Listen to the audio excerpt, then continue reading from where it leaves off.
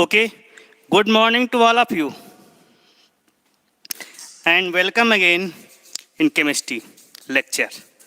So guys, थोड़ा सा copy pen निकाल लीजिए, पानी वानी पी लीजिए, ठीक है। स्टार्ट करते हैं हम लोग केमिस्ट्री। केमिस्ट्री वैसे इंटरेस्टिंग सब्जेक्ट है, भले ही समझ में नहीं आता, अलग की बात है। Okay, so in last lecture we have discussed about the, क्या डिस्कस किया था हमने, बताइए। स्टेट फंक्शन में जो रिलेशन था ना, जैसे पीवी की पावर गामा बताए थे, पहले बताया था हमने पीवी की power gamma equal to constant and क्या बताया था, टीवी की power gamma -1 equal to constant and बताइए जरा पी टी की power gamma upon gamma -1 constant. Okay, तीनों रिलेशन है। एडियाबैटिक कंडीशन में स्टेट फंक्शंस में रिलेशन है, ये दोनों थोड़ा सा इंपॉर्टेंट है, इसका मैंने डेरिवेशन भी कराया था। Okay, so now we are going to start spontaneous and non spontaneous process. बहुत ही सिंपल है, उसके बाद एंट्रोपी चलेगा, ठीक है, वही मेन है entropy.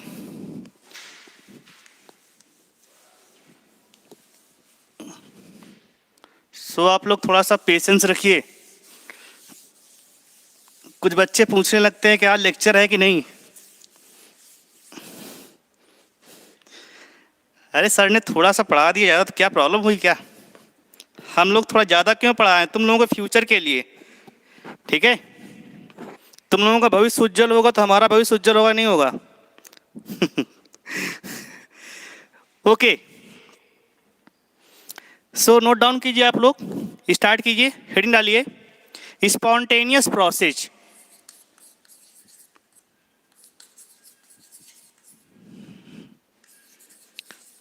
Spontaneous process, what the mean of this? Spontaneous means क्या होता है? सेल्फ। जिस प्रोसेस को कैरीड आउट करने के लिए एक्सटर्नल एनर्जी की आवश्यकता नहीं होती, उसे क्या बोलते हैं हम लोग? Spontaneous process. ओके, तो इसको नोट डाउन कर लो आप लोग। The process which has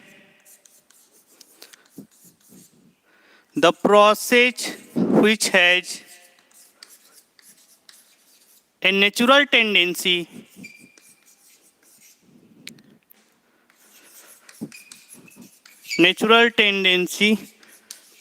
to go in one direction, हमेशा किस में जाएगा?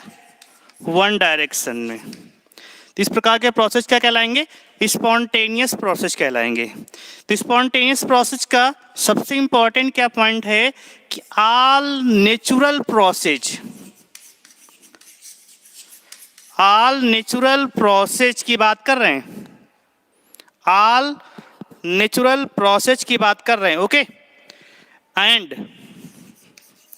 इरिवर्सिबल प्रोसेस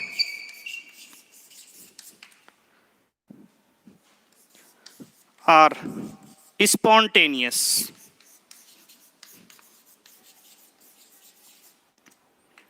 ओके, तो ऑल नेचुरल प्रोसेस समझते हो ना?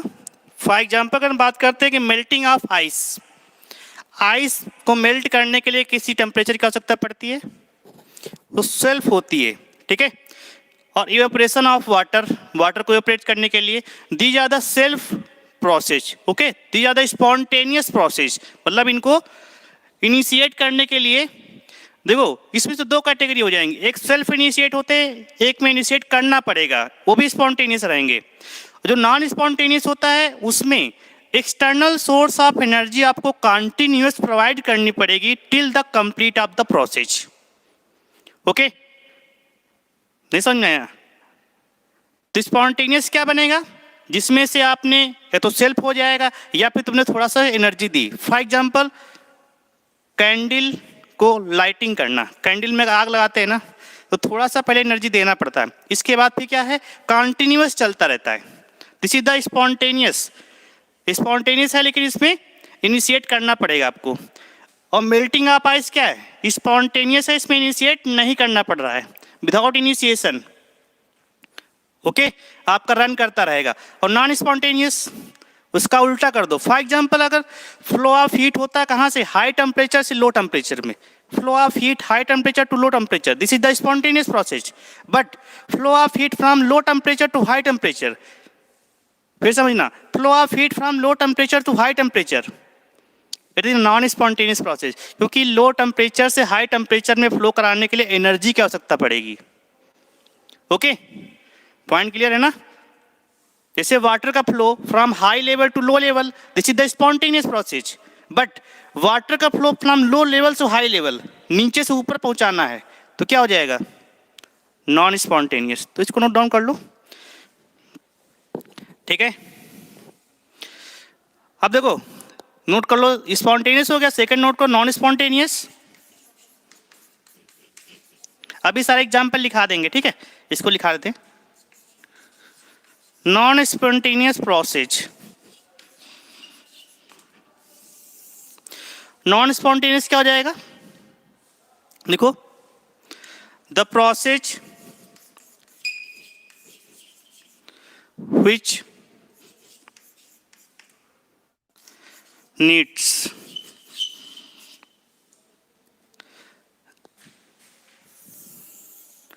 external source of energy, external source of energy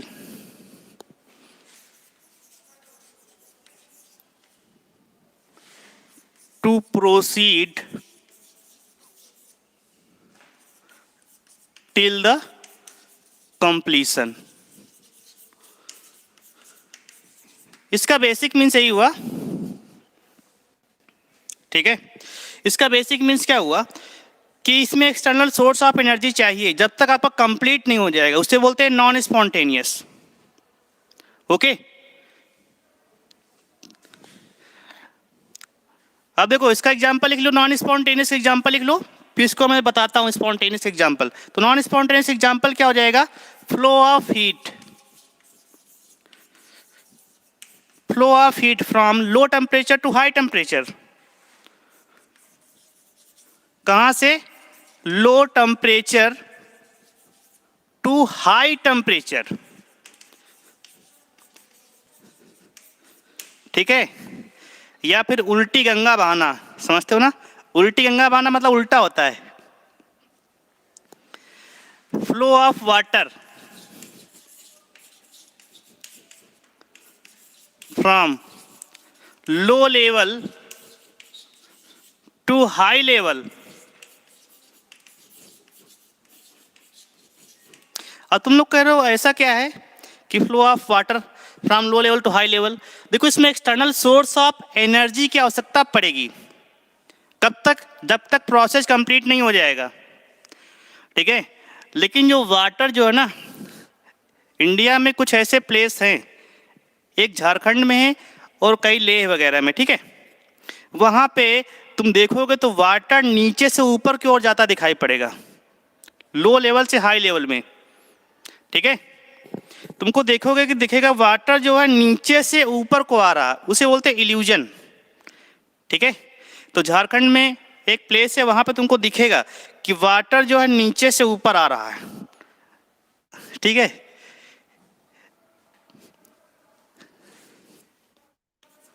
चलिए, ये तो होगा नॉन स्पॉन्टेनियस। अब लिखो स्पॉन्टेनियस। स्पॉन्टेनियस जो रहेगा,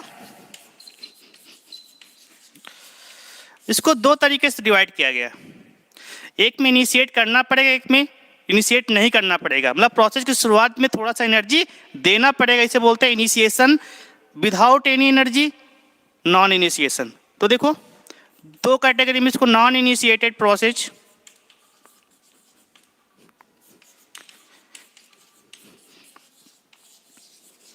अब नॉन इनिशिएट प्रोसेस का एग्जाम्पल, इसमें एनर्जी नहीं देना पड़ेगा, no energy required, no energy required.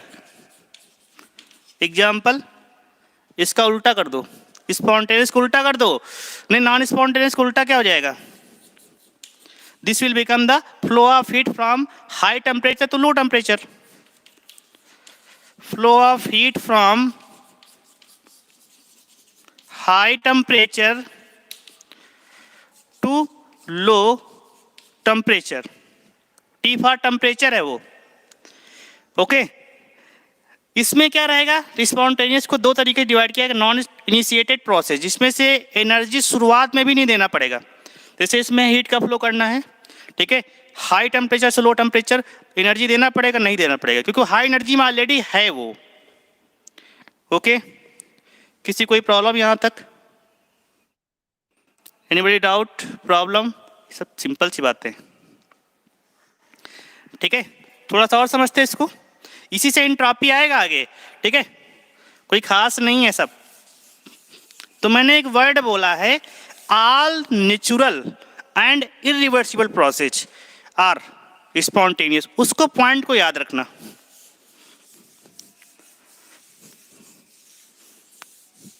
ठीक है। अब इसमें बहुत सारे एग्जाम्पल बन सकते हैं, इसका उल्टा कर दो, flow of water from high level to low level, spontaneous, okay.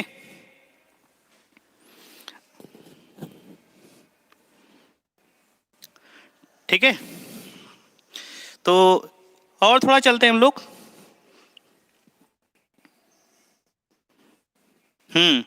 अब बताइए, अच्छा मेल्टिंग ऑफ आइस, ये तुम्हारा स्पॉन्टेनियस नॉन स्पॉन्टेनियस है, बताइए।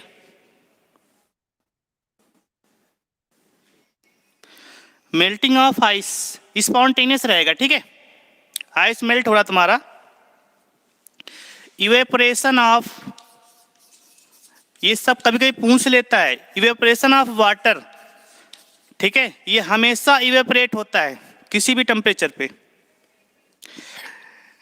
हाँ।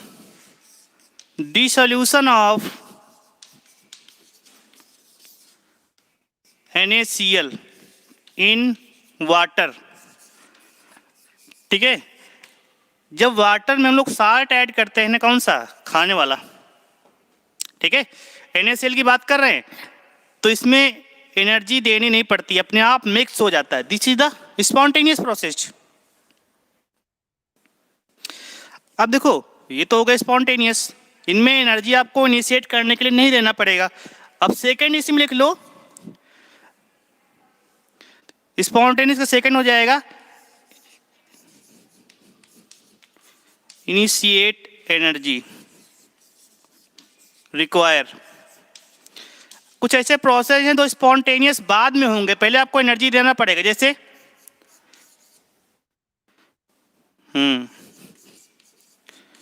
Burning of candle, lighting of candle लिखो, बर्न में होता है पूरा एक साथ जल जाना, ठीक है, लाइटनिंग ऑफ कैंडल। देखो शुरुआत में क्या करना पड़ेगा, जब भी कैंडल लाइट डिनर करते हो तुम लोग तो क्या करते हो, शुरुआत में कैंडल जलाना पड़ेगा ना, तो शुरुआत में एनर्जी तुमने इसको दिया, लेकिन बाद में क्या हुआ, प्रोसीड हो गया। नॉन स्पॉन्टेनियस क्या होता है, पूरी रिएक्शन होने तक या प्रोसेस होने तक you have to provide external source of energy, but here only initiate, बस एनर्जी आपको इनिशिएट करना है, कब, शुरुआत में। चलिए, लाइटनिंग ऑफ कैंडल हो जाएगा, ठीक है, burning of fuel, burning of fuel like coal, ठीक है, हाइड्रोकार्बन्स ETC, इससे मतलब कार्बन है, इसको बर्न कराते हैं, ठीक है, ऑक्सीजन के प्रेजेंस में, तो CO2 गैस बनती है, ठीक है। इसके बाद क्या होता है, और इसके लिए डेल्टा H क्या होता है, plus delta H. Delta H क्या होता है? Formation of energy. यहाँ पे हीट फॉर्म होती है ना, ओके। तो ये सारी प्रोसेस क्या है? इनिशिएट करना पड़ेगा, लेकिन बाद में क्या हो जाएंगी? स्पॉन्टेनियस हो जाएंगी। ओके, नी डाउट? कुछ प्रॉब्लम है अभी तक किसी को? पूछ सकते हो। तो स्पॉन्टेनियस, नॉन स्पॉन्टेनियस। स्पॉन्टेनियस में दो टाइप बताया, उनके एग्जाम्पल मैंने बताए। एक जरा इंपॉर्टेंट पॉइंट है क्या कि all natural process and irreversible process are spontaneous.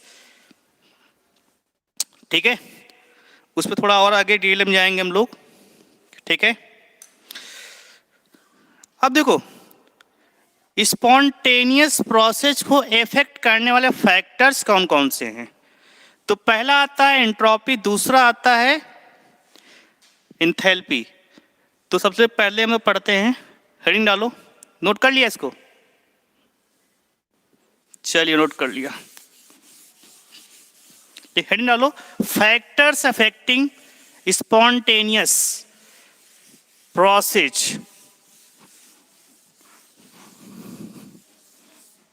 अब यहीं से टर्म आ जाएगा एंट्रोपी। एंट्रोपी पे सारा काम चलेगा।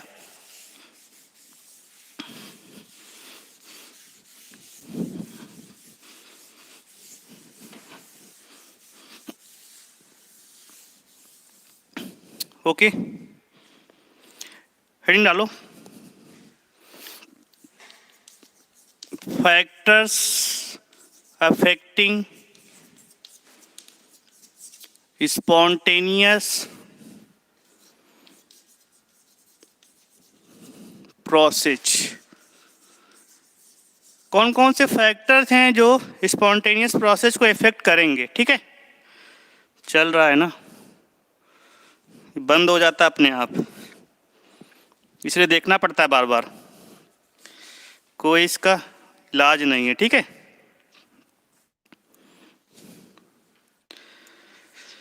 देखो पहला देखो, अच्छा एनर्जी। अब मैंने क्या बताया था, केमिस्ट्री में स्टेबिलिटी का बहुत बड़ा यूज है। किसी भी मॉलिक्यूल्स या प्रोडक्ट या रिएक्टेंट की स्टेबिलिटी किस पे डिपेंड करेगी? उसकी जितनी ज़्यादा एनर्जी रहेगी उतना ज़्यादा अनस्टेबल रहेगा। स्टेबल बनाना है, एनर्जी कम कर दो। ठीक है, सिंपल सी बात है। ठीक है, मान लीजिए कोई गाय भैंस है, कुछ ज़्यादा उछलती कूदती, क्या करते हो उसका चारा कम कर देते हो ना, तो उछलना कूदना बंद हो जाता है। तो वही उसकी एनर्जी कम कर दो, अपने आप उछलना कूदना बंद हो जाएगा, स्टेबल हो जाएगा वो। लिखो, तो एनर्जी के रिस्पेक्ट में क्या हो जाएगा? एनर्जी तुमने कम किया तो स्टेबिलिटी क्या हो जाएगी? स्टेबिलिटी बढ़ जाएगी। ठीक है, एनर्जी तुमने कम किया तो स्टेबिलिटी उसकी बढ़ जाएगी, इसको ध्यान में रखना। एग्जाम्पल देखो,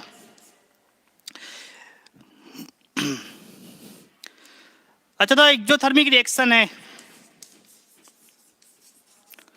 एक्सोथर्मिक रिएक्शन जो होती हैं, एक्सोथर्मिक रिएक्शन, ठीक है, जैसे मान लीजिए ये भी तुम्हारी क्या है,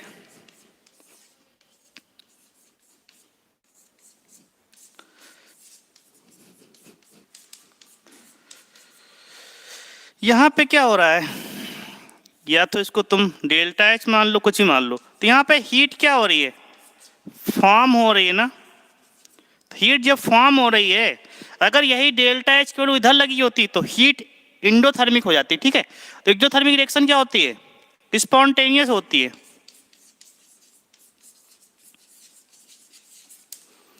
ठीक है, स्पॉन्टेनियस होती है।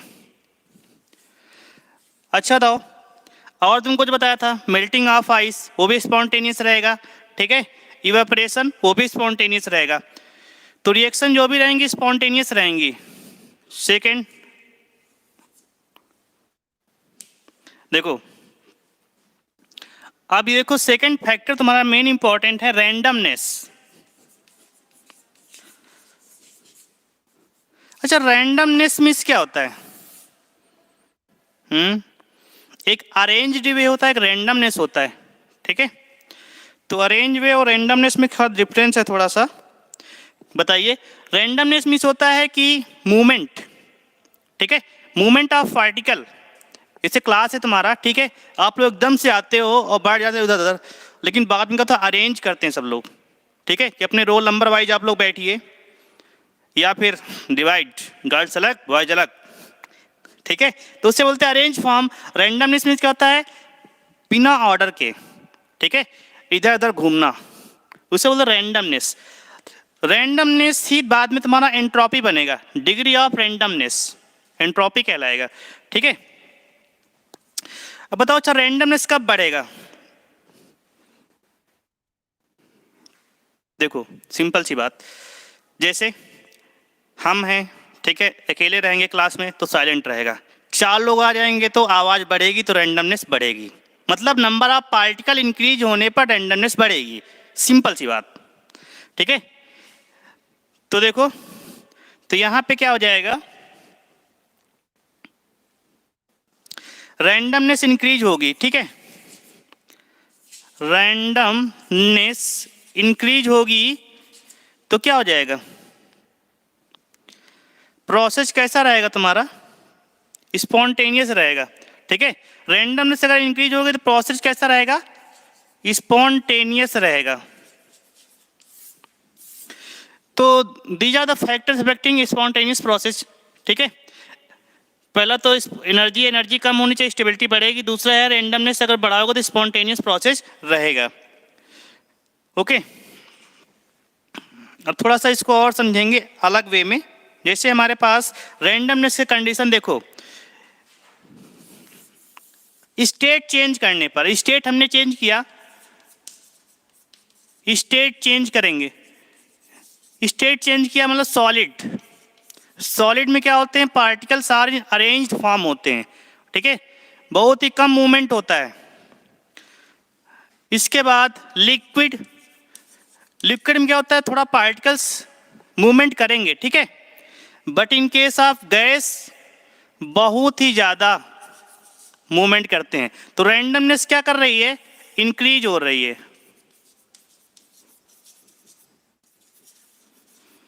रैंडमनेस इंक्रीज हो रही है। 1 मिनट फैन ऑन कर ले, ठीक है, 1 मिनट आप लोग वेट कीजिए।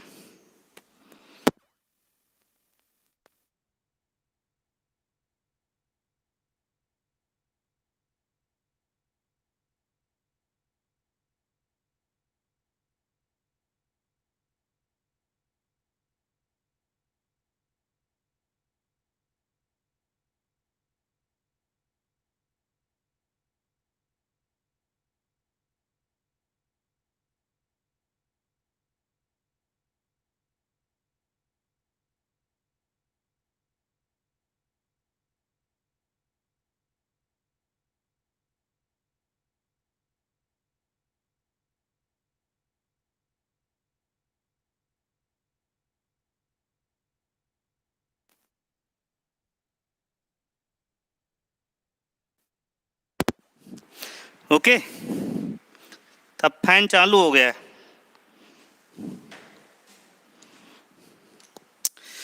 सो रैंडमनेस देखो इंक्रीज होगी, क्यों, यहाँ पे number of particles arrange form में रहेंगे, लिक्विड में थोड़ा डिस्टर्ब रहेंगे, मोशन करेंगे, इसमें क्या होगा, क्या होता है मालूम ही है, किसी भी डायरेक्शन में पार्टिकल मूव कर सकते हैं, तो उसका रैंडमनेस इंक्रीज हो रहा है, ओके। यहाँ तक किसी कोई प्रॉब्लम। अच्छा एग्जांपल बताइए, मेल्टिंग ऑफ आइस, मतलब आइस क्या है तुम्हारा, ये सॉलिड फॉर्म में है, ठीक है, इसको हमने चेंज किया वाटर में, तो ये तुम्हारा क्या है, लिक्विड फॉर्म में है, तो रैंडमनेस क्या होगी बताइए, आर की वैल्यू बढ़ेगी घटेगी, रैंडमनेस आर की वैल्यू बढ़ेगी यहाँ पे, ओके। तो ये था कुछ बेसिक प्रॉपर्टी थी, ये सब कोई इंपॉर्टेंट नहीं है, ठीक है, ये तुमको इनिशिएट करने के लिए कि एंट्रोपी कैसे आएगा। अब यहाँ से इंपॉर्टेंट है एंट्रोपी, ठीक है, अब आएगा एंट्रोपी क्या होता है, degree of randomness is known as entropy, यहाँ से स्टार्टिंग है, ये तो सब जानते ही हो। किसी भी टॉपिक को पढ़ाने से पहले थोड़ा बेस बनाना पड़ता है ना, तो these are the basic concept.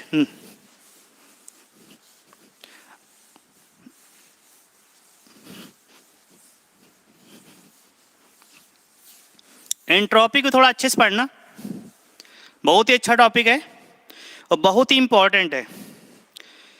इसमें जेईई और नीट में से एक क्वेश्चन श्योर आता है, ठीक है। अच्छा एक क्वेश्चन बताइए, मान लीजिए हमारा, ठीक है, वाटर को अगर हमने कन्वर्ट किया लिक्विड से आइस में, तो इसका एंट्रोपी बढ़ेगा घटेगा? एंट्रोपी कम हो जाएगा, ठीक है, वो तो जानते ही हो। चलिए हेडिंग डालो, क्राइटेरिया फॉर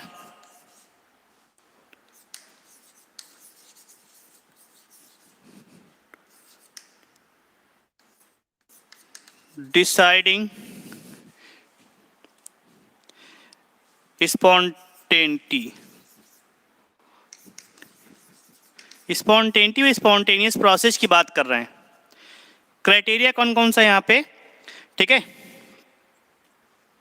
तो पहला पॉइंट है कि एनर्जी क्या होनी चाहिए, एनर्जी ऑफ सिस्टम डिक्रीज होनी चाहिए, ठीक है, स्पॉन्टेनियस प्रोसेस के लिए। और दूसरा क्या होना चाहिए, randomness of system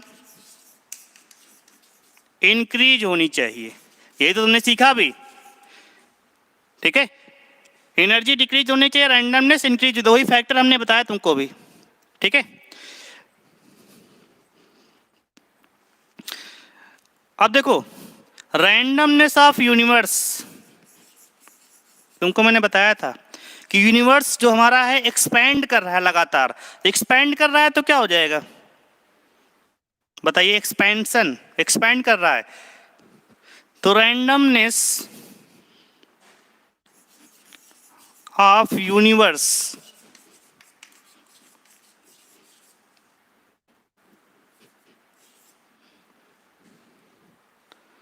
is continuous increasing.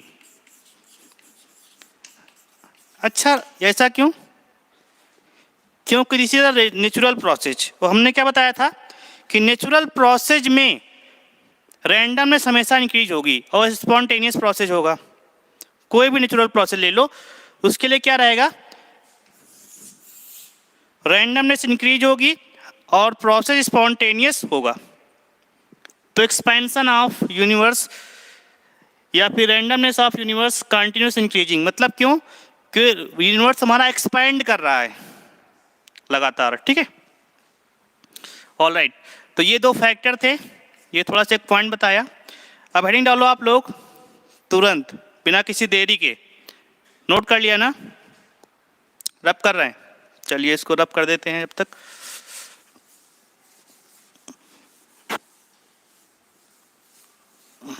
बस ये थोड़ा थ्योरिकल पार्ट था। अब हम लोग आते हैं एंट्रोपी में।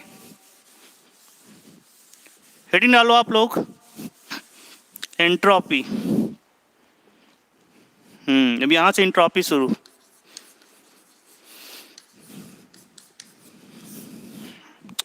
इसमें थोड़ा सा लिख लो, ट्रिपल स्टार लिख लेना, क्यों, थोड़ा सा इंपॉर्टेंट है, ठीक है।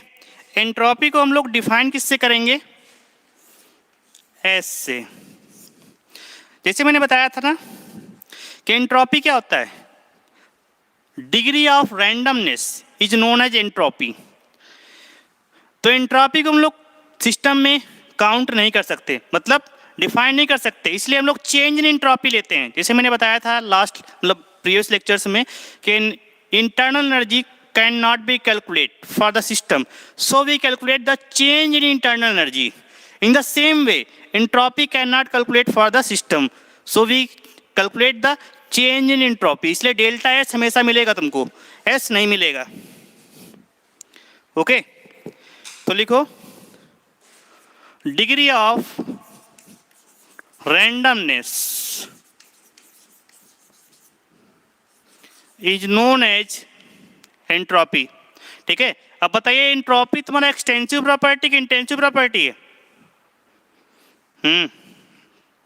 एंट्रोपी एक्सटेंसिव है। ठीक है, इसके बाद कैलकुलेट द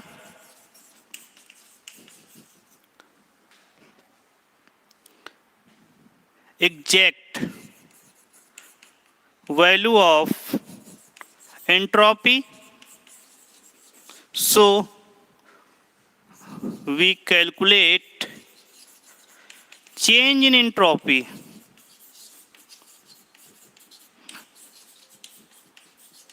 ठीक है, हम लोग कैलकुलेट नहीं कर सकते हैं एंट्रोपी को, इसलिए we calculate change in entropy. तो चेंज इन एंट्रोपी क्या हो जाएगी? Delta S. इसके विषय में बात होगी। जैसे इंटरनल एनर्जी को बताया था, सिस्टम की internal energy can not calculate the exact value, so we calculate the change in internal energy. In the same way this value can be calculate in the form of change. All right, सारा कुछ समझ में आ रहा है ना?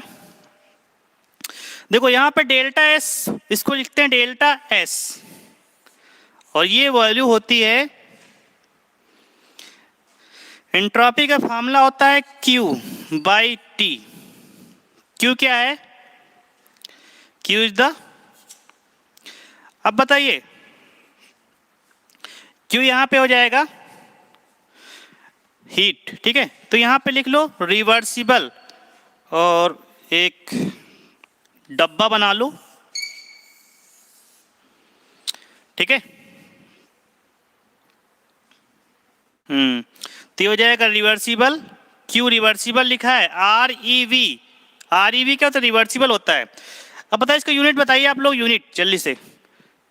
Q का unit क्या बनेगा? जूल या calorie. T for temperature, note कर दें क्या? Temperature, this is the heat. और इसका यूनिट क्या बनेगा बताइए?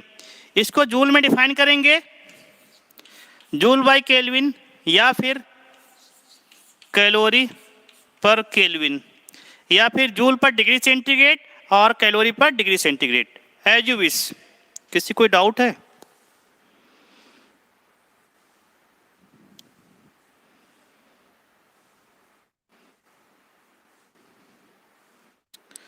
किसी कोई डाउट है पूछ सकते हो। ठीक है, ओके, यहाँ तक किसी कोई डाउट है? This is your first formula. ठीक है, फिर से फार्मूला स्टार्ट हो गए हैं यहाँ से। This is your first formula, इसको नोट डाउन कर लीजिए। हेडिंग डालिए आप लोग थोड़ा सा, मोलर एंट्रोपी।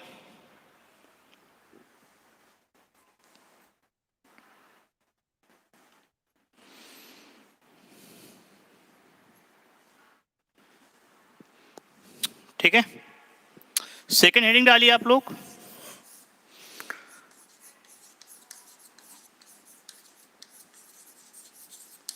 बताइए। अच्छा, मोलर एंट्रोपी क्या हो जाएगी? Molar entropy define for the per mole.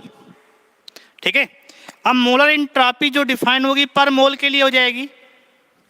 ठीक है, तो डिफाइन फॉर पर मोल,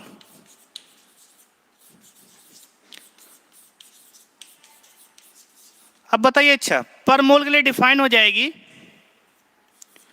now, so this is the extensive intensive. Property कैसी हो जाएगी? ये तुम्हारा प्रॉपर्टी कैसा है? ये देखो, ये फीचर्स ऐसे पूछता है यहाँ पे। ठीक है, ये एक्सटेंसिव है तो ये पर मोल के लिए डिफाइन हो जाएगा, तो इंटेंसिव हो जाएगा। This is the intensive property. Okay,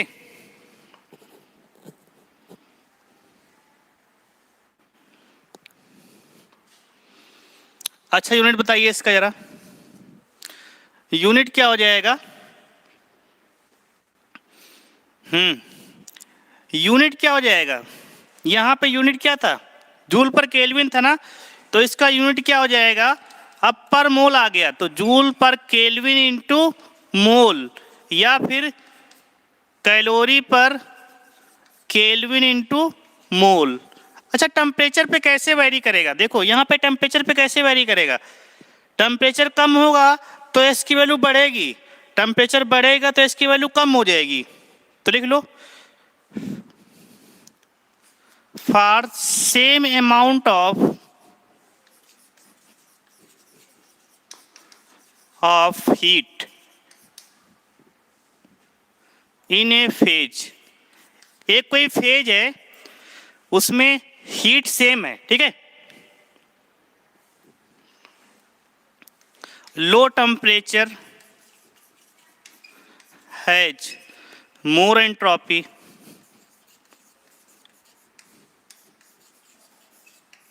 then high temperature.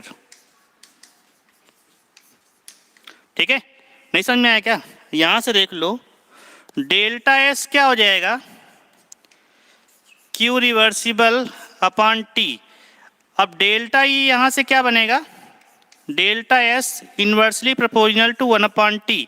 अगर इसको हमने सेम कर दिया, कांस्टेंट मान लिया क्यू को, तो क्या हो जाएगा, एस बढ़ाओगे तो टी क्या हो जाएगा, कम हो जाएगा। यही हमने लिख दिया कि for same amount of heat in a phase low temperature has more entropy than high temperature. Okay, doubt. तो ये था molar entropy, this is the normal entropy, दोनों का डिफरेंस, दोनों में एक्सटेंसिव इंटेंसिव, दोनों का यूनिट। ठीक है, कैसे वेरी करेगा ये मैंने तुमको बता दिया। अब एग्जांपल देखो,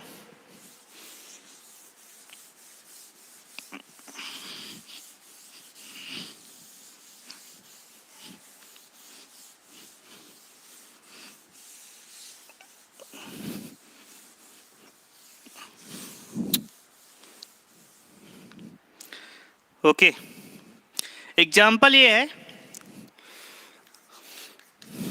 अगर आइस जो है, ठीक है, सॉलिड फॉर्म में रहेगा, वो 0 डिग्री सेंटीग्रेड पे, ठीक है, वाटर में कन्वर्ट हो रहा है, मतलब लिक्विड में, इसके लिए जो एंट्रोपी चेंज है डेल्टा S1 है, जरा समझना। और वाटर से जो लिक्विड में है, इसको 25 डिग्री सेंटीग्रेड टेम्परेचर राइज किया, तब भी वाटर ही रहेगा ना, तब भी क्या रहेगा, वाटर ही रहेगा, वो भी लिक्विड फॉर्म में, delta S2। Then relation between delta S1 and delta S2 equal होंगे, ग्रेटर होगा, लेस होगा,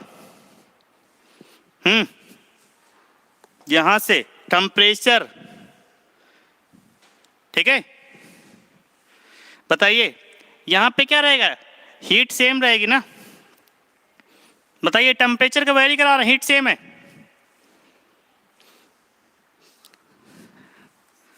क्यों, लो टेम्परेचर, लो टेम्परेचर में एंट्रोपी ज्यादा होती है, ठीक है, अरे वहां से देख लो, टेम्परेचर कम होने पर एंट्रोपी ज़्यादा हो जाएगी, तो यहाँ पे टेम्परेचर 0 डिग्री सेंटीग्रेड है, यहाँ पे 25 डिग्री सेंटीग्रेड है। Okay, lower temperature has more entropy than higher temperature.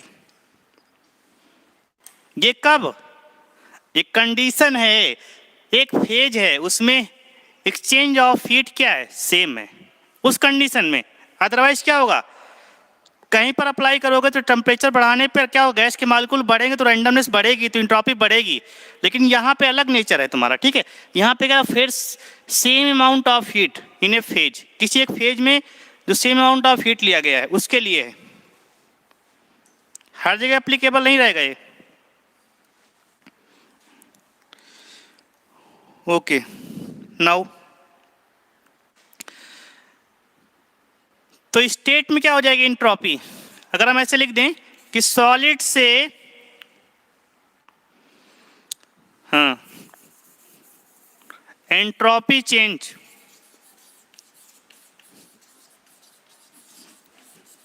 For state, state समझते ना। जैसे अगर सॉलिड से अगर हमने इसको चेंज किया, सॉलिड है, इसको हमने चेंज किया लिक्विड में, लिक्विड से चेंज किया गैस में, तो एंट्रोपी क्या होगी? इन दिस केस एंट्रोपी बढ़ेगी। ठीक है, एंट्रोपी बढ़ेगी। देखो अच्छा, थोड़ा एक इसमें जरा फार्मूला एक जनरेट करेंगे, ठीक है, तो इसको नोट डाउन कर लो आप लोग सब कुछ।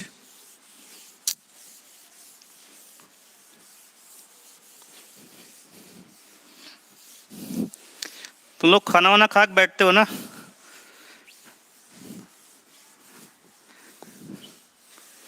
घर में कौन सी प्रॉब्लम, ठीक है, एक हाथ से खाना खाते जा रहे हो, एक हाथ से पढ़ते जाओ। सारा कुछ हाईटेक हो गया आजकल घर में।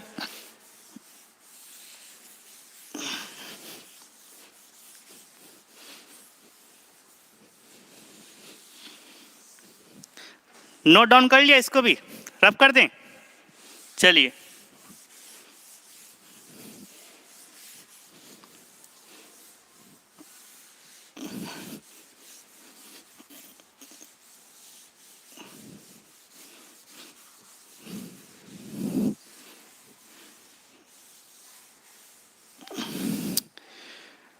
ओके,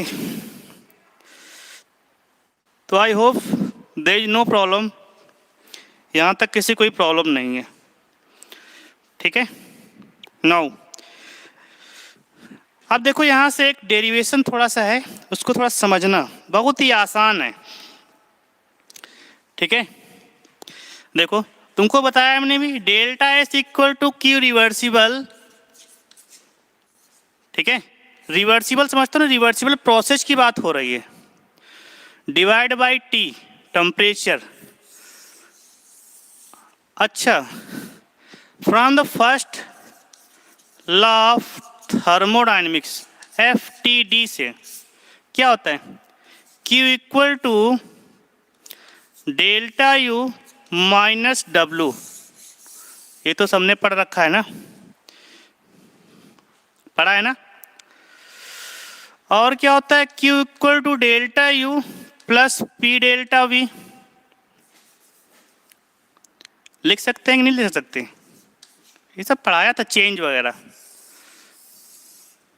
ओके, थोड़ा उसी की सारा फॉर्मूला इसमें लगेगा, ठीक है। अब देखो, अगर Q यहाँ पे रिवर्सिबल ले लिया हमने, Q कैसा ले लिया? रिवर्सिबल ले लिया, तो ये बन जाएगा delta U plus P delta V। इसको अगर हमने टेम्परेचर से पूरा इक्वेशन को डिवाइड कर दिया, डिवाइड बाय टेम्परेचर लिख लो, divide by temperature, whole equation को डिवाइड कर दिया, इसको अगर हमने 1 मान लिया, तो ये बन जाएगा Q reversible upon T। This will becomes, क्या बन जाएगा? डेल्टा S, ये लास्ट में डेल्टा S बन जाएगा। Again delta U upon T, ठीक है, और P delta V upon T। अब इन दोनों के फॉर्मूले रखिए जरा, ठीक है। तो यहाँ से Q, इसको मान लें डेल्टा S, डेल्टा S, ठीक है, इक्वल टू, अब डेल्टा U की वैल्यू क्या होती है?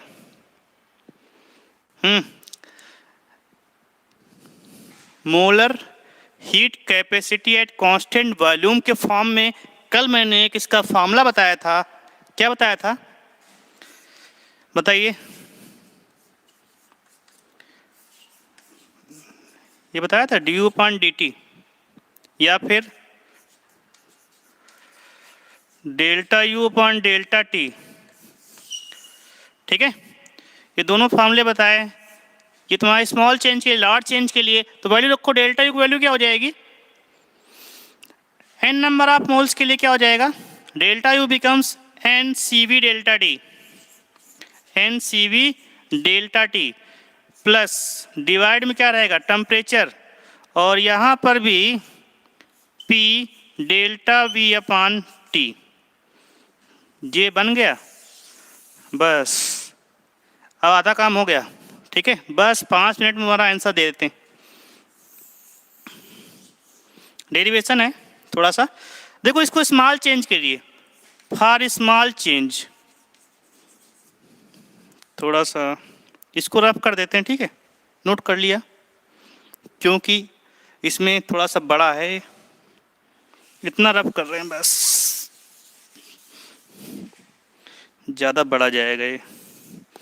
देखो फॉर स्मॉल चेंज क्या हो जाएगा कि यहाँ पे delta S equal to N C V D T upon T, small change के लिए हमने इसको ले लिया, कोई समस्या, यहाँ पर भी स्मॉल चेंज के लिए ले लो, P D V upon T, ठीक है। अच्छा P V equal to N R T से, P V equal to N R T से यहाँ पे पी बाई टी के वैल्यू बताओ, तो P by T becomes N R upon V, और ये वैल्यू जो है, ये वैल्यू यहाँ पुट करना पड़ेगा, तो delta S equal to N C V D T upon T plus P by T के स्थान पे एन आर अपान वी, ठीक है, एन आर अपान वी और into D V. There is problem, I hope, कोई problem किसी को? अरे डेरिवेशन है, अच्छा रिजल्ट लिख रहे हैं, टेंशन ना तुम लोग, बिल्कुल घबराने कोई बात नहीं है। देखो एन सी वी क्या हो जाएगा, दिस इज द कांस्टेंट, और यहाँ पे लिमिट अप्लाई कर दो इंटीग्रेशन की, कहाँ से, T1 से लेके T2, ये हो जाएगा डी टी अपान टी, ठीक है, प्लस एन आर, ये भी कांस्टेंट है, और यहाँ से लिमिट अप्लाई कर दो D V upon V, limit हो जाएगा V1 से लेके V2, V1 से V2, थोड़ा सा ओके, लिमिट अप्लाई कर दिया ना, यहाँ तक किसी कोई प्रॉब्लम? तो डेल्टा एस की वैल्यू क्या हो जाएगी, अब यहाँ से लिमिट अप्लाई किया तो एन सी वी, ये हो जाएगा L N T2 upon T1 plus N R L N V2 upon V1, this is your formula. ये आपका एल एन के फॉर्म में फॉर्मूला आ गया, देखा, बताइए किसी कोई डाउट है यहाँ तक? ठीक है, किसी को डाउट है आप लोग पूछ सकते हैं, भी रिवाइज कर देंगे इसको। ये मेन फार्मूला आया, अब देखो एल एन के फॉर्म में फार्मूला, इसको चेंज कर लो, किसमें, लॉग बेस 10 में, तो थोड़ा सा स्पेस कम है, थोड़ा लिखने की कोशिश कर रहे हैं इधर ही, तो इसको चेंज करेंगे तो ये हो जाएगा डेल्टा एस, स्पेस कम है, चलो डेल्टा एस इक्वल टू, इसको एल एन को चेंज करना है मुझे लॉग बेस 10 में, तो 2.303 से मल्टीप्लाई करेंगे इसको बस, तो ये हो जाएगा 2.303 एन सी वी, ठीक है, लॉग एन सी वी है, अब तुम लोग इसको छोटा बनाना, ये हो जाएगा T2 upon T1, okay, plus 2.303 N R log V2 upon V1, this is your main formula, ठीक है। तो एंट्रोपी चेंज के लिए फार्मूला निकल के आया, क्या निकल के आया, 2.303 N C V log T2 upon T1, आप लोग कमेंट कर सकते हैं जिसको डाउट है अगर किसी का तो, ठीक है। तो यहाँ पे बनेगा, ठीक है, तो 2.303 N C V log T2 upon T1 plus 2.303 N R log V2 upon V1, this is your final formula, okay, point is clear?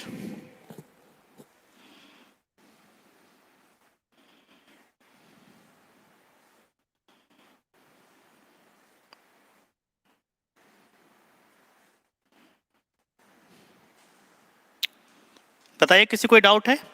और इस फार्मूले को हम लोग आइसोथर्मल के लिए अप्लाई करेंगे, इस फार्मूले को आइसोथर्मल प्रोसेस के लिए अप्लाई करेंगे। देखो अच्छा रिवाइज कर देते हैं एक बार, ठीक है, एक बार थोड़ा सा बस बोर्ड की तरफ देख लो। फार्मूला तुम्हारा मेन यही आया, ठीक है, this is your main formula. Revise कर रहा हूँ, देखो डेल्टा एस की value Q reversible by T, Q reversible by T को आर ई भी रिवर्सिबल होता है। तो यहाँ from first law of thermodynamics we know that Q equal to delta U minus W and W becomes क्या होता है पी डेल्टा वी। तो ये वैल्यू हो जाएगी, ये माइनस माइनस प्लस हो जाएगा, ठीक है। Again Q equal to delta U plus P delta V. Delta U की वैल्यू क्या होती है बताइए, पढ़ा होगा ना, कल ही पढ़ाया था मैंने कि delta U equal to N C V delta T, ठीक है। तो यहाँ से इसके स्थान पे N C V delta T हमने पुट कर दिया और पी डेल्टा वी को चेंज करेंगे बाद में। तो सबसे पहले क्या किया, इसको हमने टेम्परेचर से डिवाइड कर दिया, पूरी इक्वेशन को डिवाइड बाई टेम्परेचर। तो ये बन जाएगा डेल्टा एस और delta U upon delta T, और डेल्टा यू की value N C V delta T रखा। अब देखो यहाँ पी बाई टी के स्थान पे क्या रखना पड़ेगा, पी बाई टी के स्थान पे हमने एन आर अपॉन वी रखा। क्यों रखा, क्योंकि हमको इंटीग्रेट करना है। इंटीग्रेट करने के लिए जिसके रिस्पेक्ट में करना है उसकी वैल्यू नीचे होनी चाहिए। यहाँ पे वी के स्थान पे नीचे टी है ना, तो टी को हटाओ, डेल्टा वी के नीचे वी आना चाहिए। इसे यहाँ पे डेल्टा टी के नीचे टी आया ना, तभी इसको इंटीग्रेट कर पाएंगे, कि मैथमेटिक्स के फंडे हैं, ठीक है। तो इंटीग्रेट करने के लिए क्या करोगे, पी बाई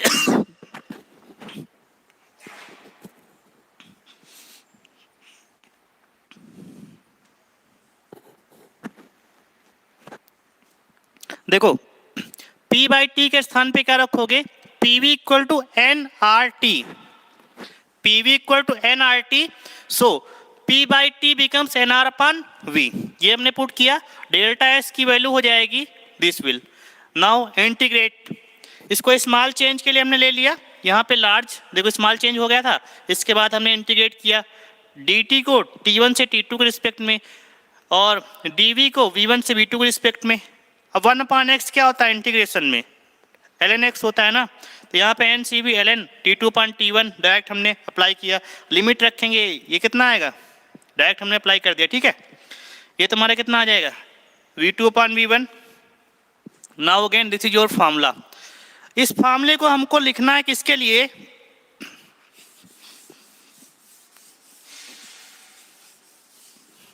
देखो this formula is applicable for isothermal condition. लिखो उस फार्मूले को लिखना है फॉर आइसोथर्मल प्रोसेस। तो आइसोथर्मल प्रोसेस के लिए फार्मूला क्या हो जाएगा, डेल्टा टी इक्वल टू 0 होता है, या फिर T1 equal to T2 equal to T लिख सकते हैं कि नहीं। जब चेंज 0 है तो मतलब क्या है, T1 equal to T2 equal to T रखेंगे, तो ये वैल्यू वहां रखो, delta S equal to 2.303 N C V log T2 के स्थान पे T रख दिया और नीचे भी T रख दिया, प्लस 2.303 एन आर लॉग, सभी में बेस 10 है, यहाँ पर भी बेस 10 है, V2 अपॉन V1। देखो इसकी वैल्यू क्या हो जाएगी 0, क्योंकि log 1 की वैल्यू कितनी होती है, log 1 विद बेस 10 की वैल्यू 0 होती है। So this value becomes 0। जब ये 0 तो पूरा 0 हो जाएगा ना। Answer will be your delta S equal to 2.303 N R log V2 upon V1, ठीक है, with base 10। This is your formula of entropy change for the isothermal condition.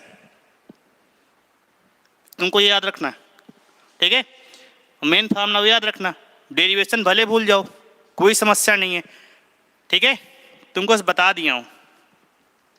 Question आएंगे तुम्हें फार्मूले आने चाहिए, डेरिवेशन से कोई मतलब नहीं होता, लेकिन तुम करके बता रहा हूँ कैसे होता है, सब कुछ सीख लो एक बार।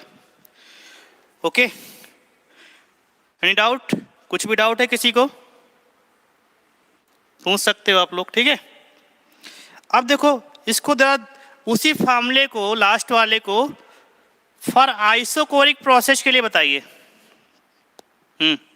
सेकंड है for isochoric process. Isochoric process के लिए चेंज इन एंट्रोपी कितना हो जाएगा, यही तुमको आपको बताना है।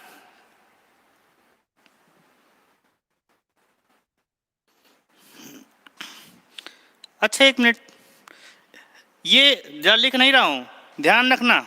अच्छा लिख देता हूँ, उसको थोड़ा सा रब कर लो। इसी में अगर पूछ लिया उसने कि वॉल्यूम नहीं दिया, प्रेशर दिया, तो प्रेशर के रिस्पेक्ट में क्या हो जाएगा, ये formula for isothermal condition pressure के फॉर्म में क्या आ जाएगा। ये बायल्स लॉ होता है, ठीक है। तो प्रेशर के रिस्पेक्ट में क्या आ जाएगा, delta S 2.303 NR log with base 10 P1/P2। Work done वाले फॉर्मूले सिमिलर मैच कर रहे हैं, लेकिन वहां पे थोड़ा चेंज था। क्या था बताइए।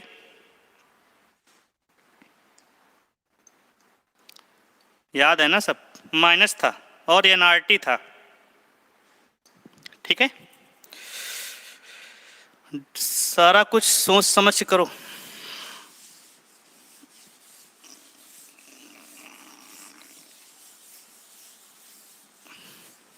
अगेन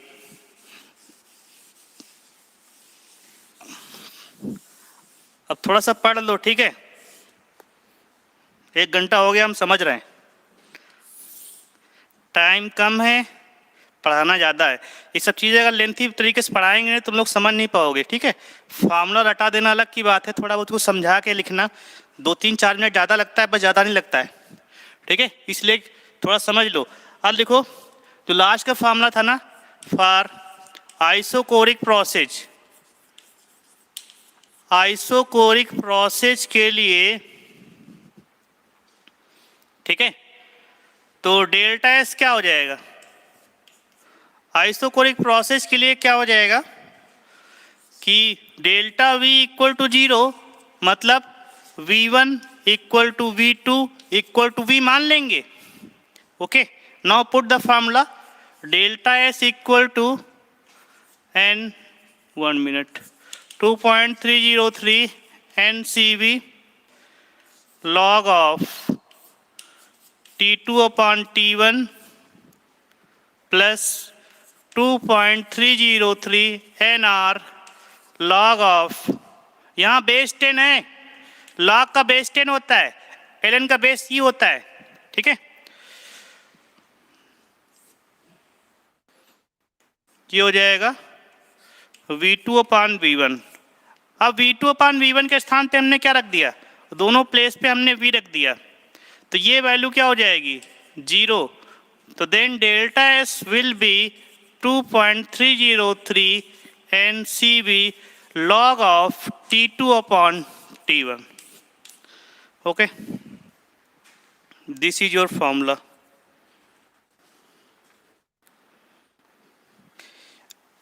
एनी प्रॉब्लम, यहाँ तक तुम्हें फार्मूले सारे आने चाहिए, ठीक है। तो एक फार्मूला, मेन फार्मूला याद कर लो, उससे कन्वर्जन सीख लो, अदरवाइज फार्मूले कब तक याद करोगे। तो लास्ट का मेन फार्मूला कौन सा है, मेन फार्मूला यही है, delta S equal to 2.303 NCV log T2/T1 plus 2.303 NR log V2/V1। अब आइसोथर्मल कंडीशन की बात करेगा तो T2 equal to T1 equal to T हो जाएगा।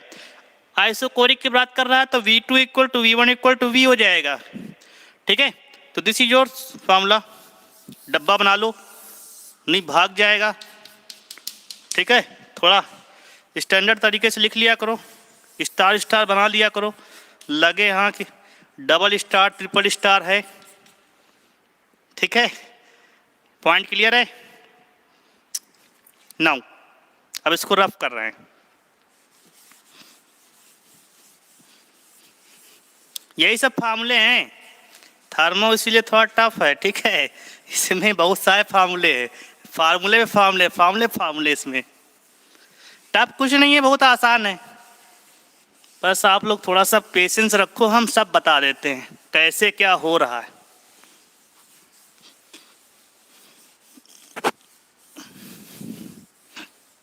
Okay, now for adiabatic process change in entropy, heading डालिए, फॉर एडियाबैटिक प्रोसेस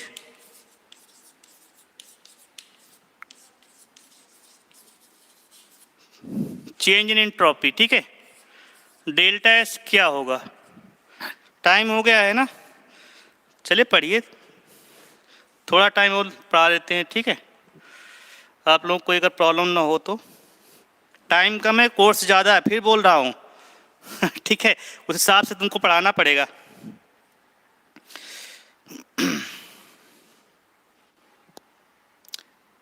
ओके, तो adiabatic process में ले लो, कौन सा, एडियाबैटिक रिवर्सिबल ले लो।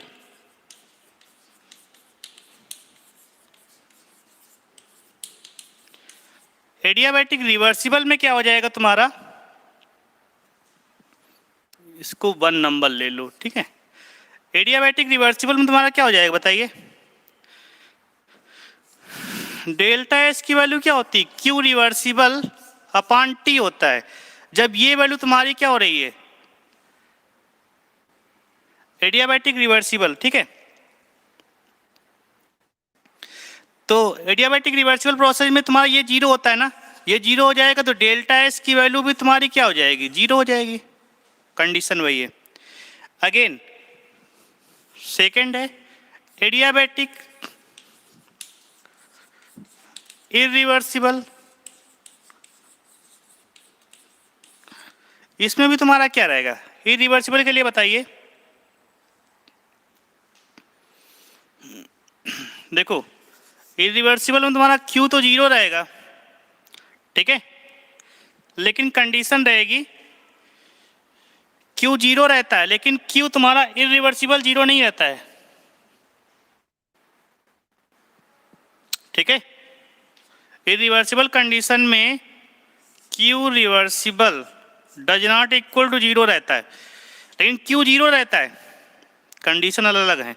तो यहाँ पे डेल्टा एस कितना हो जाएगा बताइए, जब ये जीरो नहीं होगा तो delta S does not equal to zero हो जाएगा ना, सिंपल सी बात है। एडियाबैटिक प्रोसेस में रिवर्सिबल कंडीशन में क्यू रिवर्सिबल की वैल्यू जीरो होती है, लेकिन इरिवर्सिबल कंडीशन में क्या होता है, क्यू तो जीरो होता है लेकिन क्यू रिवर्सिबल जीरो नहीं रहेगा, ठीक है। तो ये जीरो नहीं रहेगा, तो बस तुम्हारी वैल्यू क्या आ जाए, डेल्टा एस की value does not equal to zero आ जाएगा। अगेन देखो, अच्छा अगला, बस लास्ट बच्चा कुछ समथिंग, बस कंडीशन में हो जाएगा, सब लोग अपने अपने घर, ठीक है। लिखो साइक्लिक प्रोसेस के लिए साइक्लिक प्रोसेस के लिए बताइए, फॉर साइक्लिक प्रोसेस बताइए, साइक्लिक प्रोसेस, और तुम्हारा डेल्टा एस होता क्या है, एक स्टेट फंक्शन है, जरा समझना। देखो डेल्टा एस क्या एक स्टेट फंक्शन है, ओके, और for cyclic process state function की वैल्यू जीरो होती है, तो फॉर साइक्लिक प्रोसेस लिख लो, for cyclic process state function is zero, hence delta S becomes zero, delta S तुम्हारा क्या हो जाएगा, जीरो हो जाएगा। नोट डाउन कर लो इसको जल्दी जल्दी,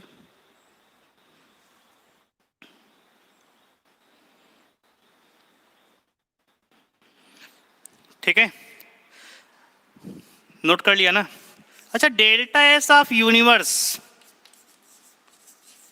बताओ क्या हो जाएगा, डेल्टा एस ऑफ सिस्टम, ये फॉर्मूला मिलेगा, plus delta S of surrounding, okay, ये भी एक फॉर्मूला है, अरे पढ़ा था ना, यूनिवर्स क्या होता है, सिस्टम प्लस सराउंडिंग, तो डेल्टा एस ऑफ यूनिवर्स क्या हो जाएगा, delta S of system plus delta S of surrounding. Point clear है। एडियाबैटिक प्रोसेस के लिए रिवर्सिबल में जीरो आएगा, इरिवर्सिबल में जीरो नहीं होगा, साइक्लिक में जीरो रहेगा। डेल्टा एस ऑफ यूनिवर्स कितना होता है, delta S of system plus delta S of surrounding. Now again अब आता है रिएक्शन के लिए, ज़्यादा हो रहा है, समझ लो डायरेक्ट रिएक्शन के लिए ज़्यादा कम की बात ही नहीं यहाँ पे। ये तो तुमको फॉर्मूले बता रहे हैं, ठीक है, क्वेश्चन आने हैं इस पे। लिखो फॉर डिफरेंट, नहीं फॉर एक रिएक्शन, केमिकल रिएक्शन लिख लो। फॉर केमिकल रिएक्शन के लिए डेल्टा एस क्या हो जाएगा,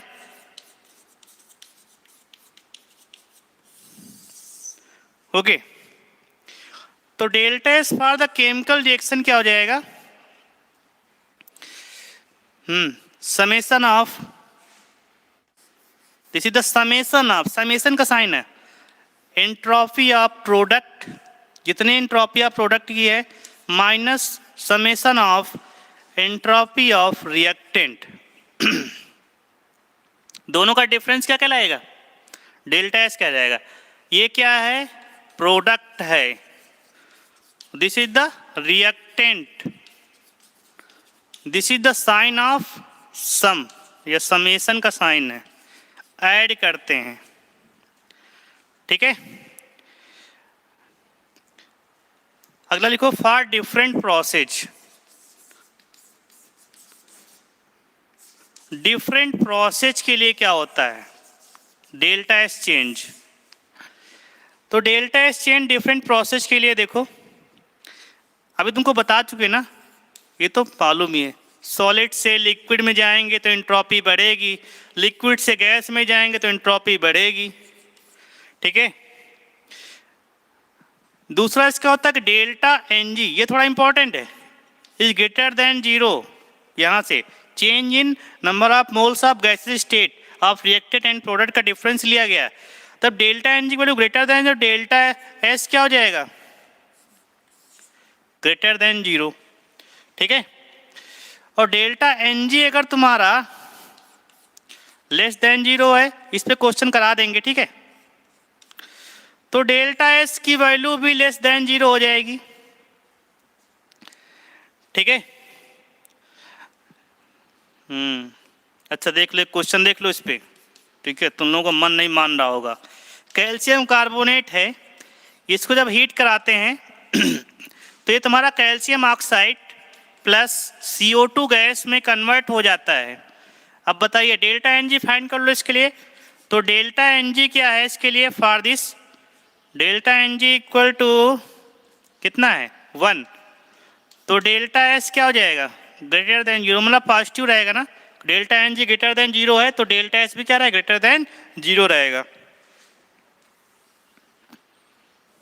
ओके।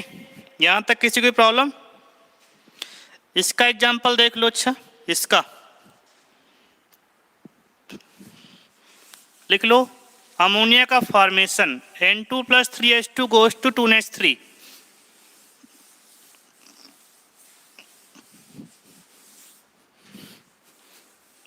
डेल्टा एच का जो वेरिएशन था बिल्कुल यही है, delta H change in enthalpy, याद है ना। देखो तो N2 + 3H2 goes to 2NH3 है, इसके लिए डेल्टा एन जी कितना हो जाएगा, -2, तो डेल्टा एस की वैल्यू लेस देन जीरो, क्योंकि डेल्टा एन जी भी लेस देन जीरो है तुम्हारा, ठीक है। यहां तक किसी कोई प्रॉब्लम है,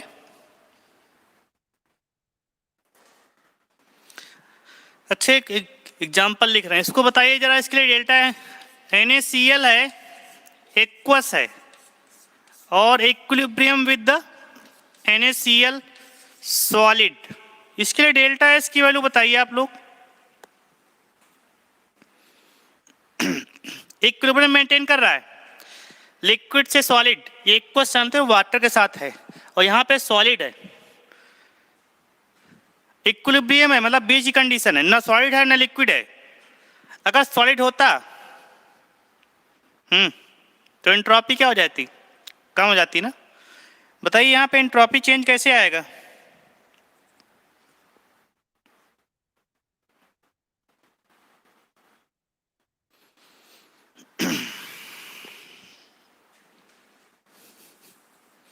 नोट कर लो, इसके लिए एंट्रोपी लेस देन 0 होती है, ठीक है, हमेशा याद रखना, इसकी एंट्रोपी लेस देन 0 रहेगी किसी भी कंडीशन में, थोड़ा सा इंपॉर्टेंट है। इक्वस और सॉलिड जब भी इक्विलिब्रियम मेंटेन करेंगे, सब क्वेश्चन पूछे गए हैं कहीं ना कहीं डेल्टा एस वैल्यू फाइंड करने के लिए, ठीक है, इतना रफ कर रहा हूं मैं। अगेन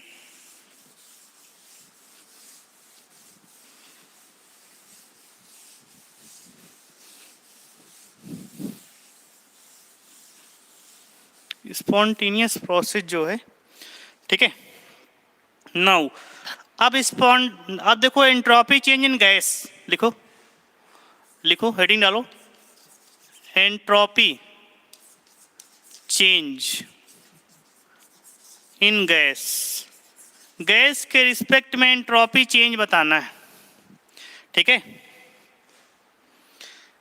अब बताइए, दो गैसेज हैं, उनको हमने मिक्स किया, टू गैस मिक्स, ठीक है, नॉन रिएक्टिंग, कैसी, नॉन रिएक्टिंग, थोड़ा समझना, ये क्वेश्चन आया हुआ है, जब टू गैसेज को मिक्स करते हैं नॉन रिएक्टिंग, ठीक है, तो क्या बनाएंगे, एंट्रोपी क्या होगी, बढ़े घटेगी। तो इसको समझने का तरीका है, नंबर ऑफ मोल्स अगर बढ़ेंगे, क्या, N, what is this, number of moles, अगर नंबर ऑफ मोल्स बढ़ेंगे तो रेंडमनेस बढ़ेगी, रेंडमनेस बढ़ेगी तो एंट्रोपी क्या हो जाएगी, बढ़ेगी, ठीक है, सिस्टम की एंट्रोपी बढ़ेगी। अगेन अगर टेम्परेचर बढ़ाया सिस्टम का, ठीक है, अब तुम लोग सोच रहे होगे कि यहाँ पे वो हीट आ जाएगा, तो टेम्परेचर जब भी बढ़ाते हैं तो इंथैल्पी बढ़ती, क्यों, टेम्परेचर बढ़ाने पे सॉलिड से लिक्विड में चेंज होता है, लिक्विड से गैस में चेंज होता है, उसको इस वे में समझो। तो टेम्परेचर बढ़ाएंगे तो डेल्टा एस की वैल्यू बढ़ेगी, क्यों, अगर हमने आइस लिया, आइस को मेल्ट करने के लिए टेम्परेचर बढ़ाएंगे, वाटर में आ जाएगा, वाटर से गैस में, तो उसका रेंडमनेस बढ़ रहा है, मतलब एंट्रोपी बढ़ रहा है, ठीक है। तो गैसेस कंडीशन के लिए होता है, ठीक है, नंबर ऑफ पोल्स बढ़ाओ तो एंट्रोपी बढ़ेगी, टेम्परेचर बढ़ाओ तो एंट्रोपी बढ़ेगी, ठीक है। एक कंडीशन और है, थोड़ा सा इंपॉर्टेंट है, प्रेशर बढ़ाओगे तो एंट्रोपी चेंज क्या होगा, प्रेशर बढ़ाओगे तो एंट्रोपी चेंज डिक्रीज होगा, क्यों, एग्जाम्पल समझो, गैस सिलेंडर है घर में जो आता है खाना बनाने के लिए, ठीक है, एलपीजी गैस सिलेंडर, उसमें जो होता है हाई प्रेशराइज्ड गैस होती है, ठीक है, वो तुम्हारा लिक्विड फॉर्म में चेंज हो जाती है, क्योंकि इस पर प्रेशर राइज करेंगे ना तो रैंडमनेस कम हो जाएगी और लिक्विड फॉर्म में चेंज रहता है, और देखा होगा सिलेंडर तुम्हारा ठंडा भी रहता है, ठीक है, तो उसका रैंडमनेस क्या हुआ, कम हुआ, क्यों, प्रेशर बढ़ाने पर रैंडमनेस कम होता है, मतलब एंट्रोपी चेंज डिक्रीज हो जाएगा।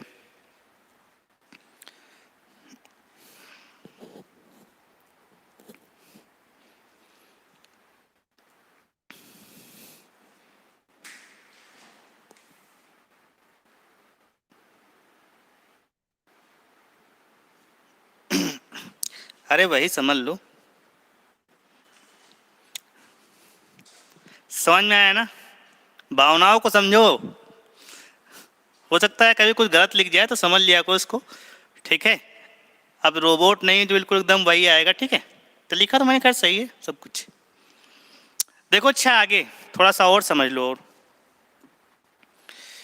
चलिए अच्छा बताइए आपको, ये CO2 है गैस, 1 atm प्रेशर पे है, CO2 गैस 1 atm प्रेशर पे है, और इसका मैंने प्रेशर बढ़ा दिया 8 atm कर दिया, पता है डेल्टा एस की वैल्यू क्या हो जाएगी, जल्दी बताइए, डिक्रीज होगी इंक्रीज होगी, प्रेशर राइज हुआ, ठीक है। चलिए ये था तुम्हारा कुछ, अब आप लोग 2 मिनट दीजिए, जो क्वेश्चन आए हुए हैं एग्जाम में, पहला क्वेश्चन है कि बॉइलिंग ऑफ एग, किसी भी अंडे को उबालते हैं, अंडा मुर्गी का हो बतख का हो कोई मतलब नहीं है, ठीक है, किसी भी अगर अंडे को उबालते हैं, बॉइलिंग ऑफ एग, तो एंट्रोपी चेंज क्या होगा, ये क्वेश्चन आया हुआ है, एग्जाम में। अंडा तो आप लोग खाते होंगे ना?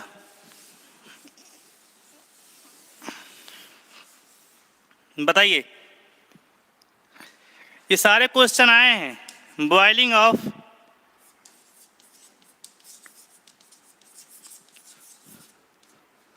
एन एग, अंडा किसी का भी हो, बतख का हो, ऑस्ट्रिच का हो, ठीक है, डक का, उससे मतलब नहीं है, ठीक है। तो boiling of an egg, delta S कैसे वेरी करेगा? देखो, बॉइलिंग ऑफ एन एग क्या होता है कि तुम्हारे हिसाब से लिक्विड से सॉलिड में चेंज हो रहा है ना। अरे अंडा तो सबने देखा ही होगा ना। तो लिक्विड से सॉलिड में चेंज हो रहा है, लेकिन यहाँ पे है, लेकिन रियल में क्या होता है, डेल्टा एस की वैल्यू बढ़ेगी, इज ग्रेटर देन 0। क्यों? पॉजिटिव है। क्यों? यहाँ पे ऐसा क्यों होता है? क्योंकि केमिकल प्रोसेस है, chemical process of denaturation of albumin protein. Denaturation, अंडे में कौन सी प्रोटीन पाई जाती है?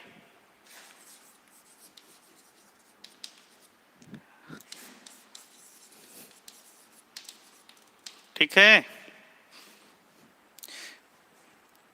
इसलिए गलती से तुम लोग डेल्टा एस के वैल्यू कम मत कर देना कि सॉलिड लिक्विड से सॉलिड में चेंज हो रहा है, ठीक है। डेल्टा एस हमेशा ग्रेटर रहेगा। अगला एग्जांपल है, देखो कि ग्रेफाइट से डायमंड। बताइए, ग्रेफाइट है, उसको हमने डायमंड,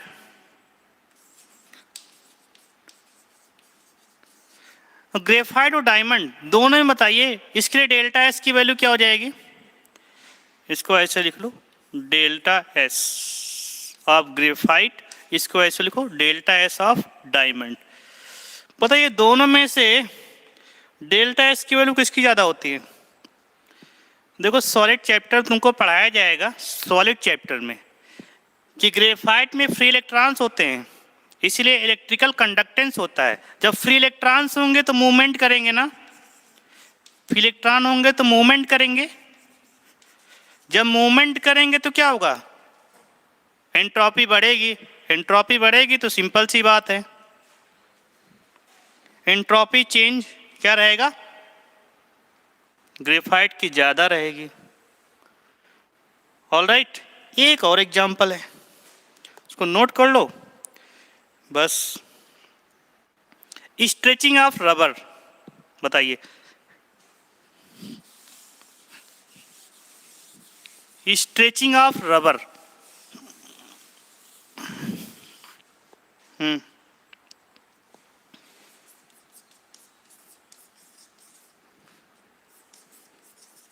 स्ट्रेचिंग ऑफ रबर, ठीक है। बताइए, रबर को स्ट्रेच करते हो, फिर से अपनी ओरिजिनल पोजीशन में गेन हो जाता है, ठीक है।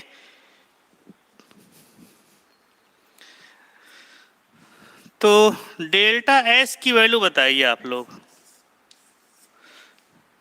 ठीक है।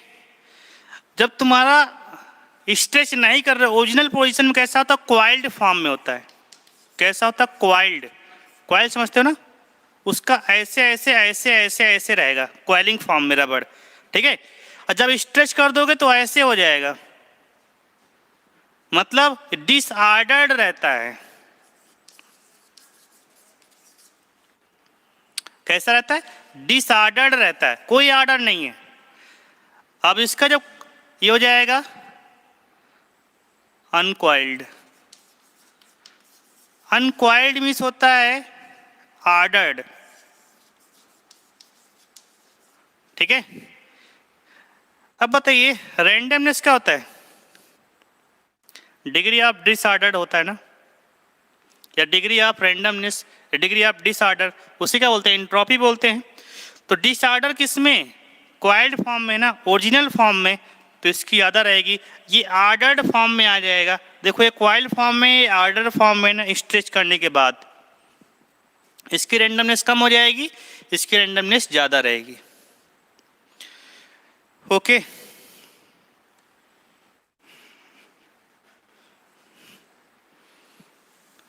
चलिए इतना ही रखें कि बस। अच्छा, एक क्वेश्चन और करा दें ना, क्वेश्चन नहीं बस लिख लो। ये सब क्वेश्चन ही है, ठीक है, ये मैंने क्वेश्चन फॉर्म में लिखा नहीं, सारे क्वेश्चन ही हैं। जस्ट 5 मिनट और दे दो बस, 5 मिनट में सारा कुछ हो जाएगा, क्योंकि यहाँ से क्वेश्चन बनेंगे। मिक्सचर फॉर्मेशन, ठीक है, मिक्सचर किसका होता है? गैस गैस का होता है, गैस सॉलिड का होता है, लिक्विड गैस का होता है। इन सब केस में एंट्रोपी चेंज डिफाइन करना है, ठीक है। तो बस आप लोग बिल्कुल कंडीशन देखिए, गैस प्लस गैस, ठीक है, गैस प्लस लिक्विड लिया अगेन, ठीक है, हमने क्या लिया? लिक्विड प्लस लिक्विड लिया,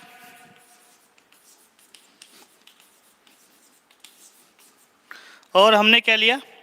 लिक्विड प्लस सॉलिड लिया, और हमने लिया solid plus solid, solid plus solid. Okay, तो इन सभी कंडीशन में अब गैस और gas number of particle increase होंगे, तो डेल्टा एस की वैल्यू बताइए, मतलब नंबर ऑफ मोल्स बढ़ेंगे तो रैंडमनेस बढ़ेगी, रैंडमनेस बढ़ेगा तो डेल्टा एस की वैल्यू बढ़ेगी सारी कंडीशन में, गैस लिक्विड, ठीक है, और लिक्विड लिक्विड, लिक्विड और सॉलिड, सॉलिड सॉलिड। बट एक अगला केस है सॉलिड और गैस, उसमें अंतर रहता है, ठीक है।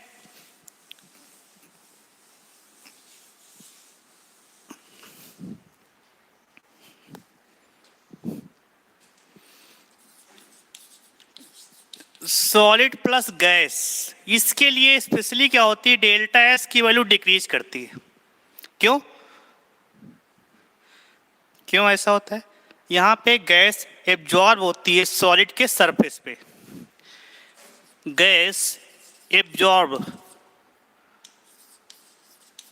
एट सॉलिड सरफेस, ठीक है। जब एब्जॉर्ब होगा सॉलिड सरफेस पे तो क्या होगा? एनर्जी कम हो जाएगा, एनर्जी कम हो जाएगा तो क्या हो जाएगा? रैंडमनेस कम हो जाएगा, रैंडमनेस कम हो जाएगा तो क्या हो जाएगा? डेल्टा एस की वैल्यू कम हो जाएगी। ओके गाइस, मन कर रहा है तो थोड़ा लिख लो। अच्छा बताइए, रस्टिंग ऑफ आयरन, इसके लिए डेल्टा एस की वैल्यू बताइए आप लोग। डेल्टा एस क्या होगा? इसके लिए डेल्टा एस की वैल्यू ग्रेटर देन 0, मतलब बढ़ेगी। कैसे? रस्ट और प्लस आयरन, देखो आयरन है, रस्ट लगेगा, रस्ट कब लगता है? वाटर, ठीक है, वाटर से रिएक्शन करेगा ना, मॉइस्चर से रिएक्शन करेगा, आयरन तो लगेगा रस्ट, तो रस्ट लगने से क्या होगा? वॉल्यूम बढ़ेगा ना, वॉल्यूम बढ़ेगा तो क्या होगा? डेल्टा एस की वैल्यू बढ़ जाएगी। तो रस्टिंग ऑफ आयरन क्या आएगा? डेल्टा एस की वैल्यू इंक्रीज हो जाएगी, ठीक है। अच्छा, प्रेसिपिटेशन रिएक्शन, कोई भी अगर प्रेसिपिटेशन रिएक्शन है, प्रेसिपिटेशन रिएक्शन पढ़ा होगा ना, ठीक है। प्रेसिपिटेशन रिएक्शन के लिए बताइए, प्रेसिपिटेशन कैसा होता है? सॉलिड होता है ना, लिक्विड सॉलिड में चेंज हो रहा है, तो उसके लिए डेल्टा एस की वैल्यू बताइए क्या हो जाएगी?